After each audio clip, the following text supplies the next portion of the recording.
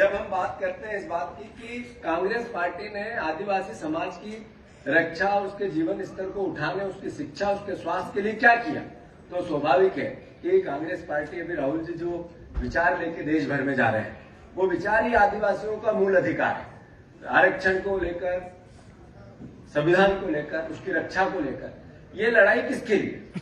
कई लोग विचार करते हैं, सवाल उठाते हैं कि आरक्षण तो 10 साल के लिए था, तो जब 10 साल के लिए था तो 20 साल हो गए, कोई नहीं उठाता। बीजेपी उठाती, आरएसएस उठाती, बीजेपी के नेता उठाते, आरएसएस के सरसंचालक उठाते। ये बताने की आवश्यकता नहीं है। जब भी उमंग कह रहा था संगठित रहो, बांटो मत, ये बांटने की प्रोसेस पे भारतीय जनता पार्टी का ही विचार है। अगर बांटना और बीजेपी दोनों को तोलना पड़े तो एक ही है। अगर बांटो इस शब्द को कहो या बीजेपी कहो, एक ही है। जहां जाएगी वहां बंटवारा करेगी।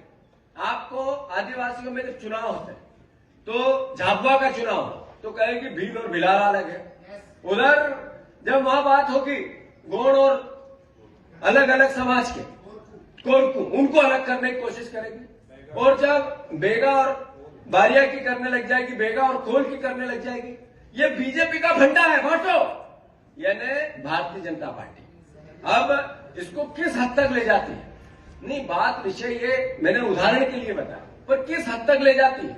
इस हद तक ले जाती है कि इस लड़ाई में आदिवासियों के मूल अधिकार की एक तरफ तो आरक्षण पे सवाल उठाती है, संविधान को कमजोर करने की बात करती है और यहां बांटने की बात करती है।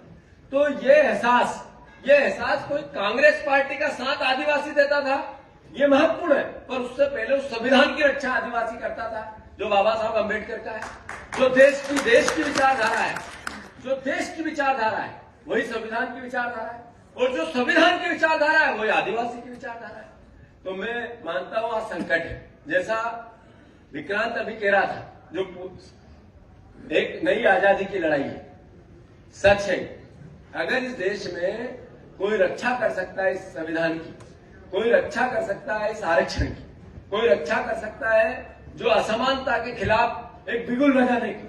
जब मैंने जैसा कहा कि आरक्षण 10 साल के लिए संविधान में निर्मित था, 20 हो गए, 30 हो गए, 60 हो गए, 78 हो गए, बीजेपी के लोग ये बार बार कहते हैं, इसके खिलाफ माहौल बनाते हैं, इसके खिलाफ वोट लेते हैं, एक बहुत बड़े संपन्न वर्ग को एकजुट कर रखा और उसमें नफरत का तड़का लगाते हैं।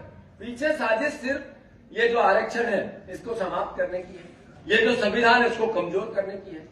तो उसके खिलाफ आप सबको, हम सबको खड़ा होना एक बड़े स्केल पे बहुत आवश्यक है।